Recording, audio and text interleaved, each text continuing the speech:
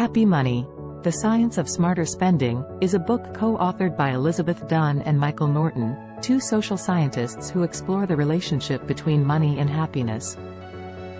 The book presents an evidence-based framework for how we can spend our money in ways that promote greater well-being and fulfillment. The authors draw on research from psychology, neuroscience, and behavioral economics to argue that money can indeed buy happiness, but only if we spend it wisely. They provide practical strategies for spending money on experiences, time, and investing in others, while avoiding common pitfalls like impulse purchases and overspending. Overall, Happy Money offers a compelling and actionable guide to using our financial resources to enhance our overall quality of life. Chapter 1: The Case for Happy Money. This chapter introduces the concept of happy money and discusses why the traditional view that money can't buy happiness is not entirely accurate. The authors argue that it's not just how much money we have that matters, but how we choose to spend it. Chapter 2: Buy Experiences. The authors explain that experiences tend to make us happier than material possessions because they provide a sense of social connection and personal growth. For example, taking a cooking class or traveling to a new place can provide a unique and fulfilling experience that enhances our well-being, while a new pair of shoes or a fancy watch may bring only short-term pleasure. Chapter 3: Make it a treat. The authors argue that we can increase our enjoyment of things by treating them as special occasions and indulging in them less frequently.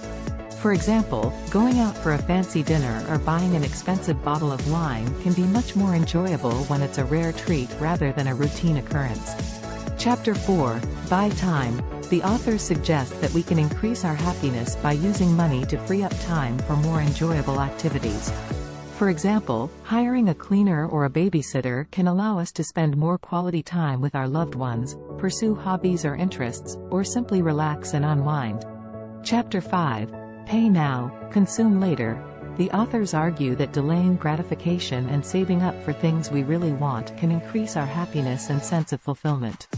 For example, saving up for a dream vacation or a down payment on a home can provide a sense of accomplishment and excitement that lasts far longer than the immediate pleasure of an impulse purchase.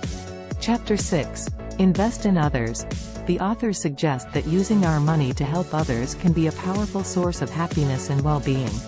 For example, donating to a charity we believe in or giving a thoughtful gift to a friend or family member can provide a sense of purpose and connection that enhances our own sense of well-being. Overall, the Happy Money framework suggests that money can indeed buy happiness if we spend it wisely and intentionally. By focusing on experiences, treats, time, delayed gratification, and investing in others, we can maximize the happiness we derive from our financial resources.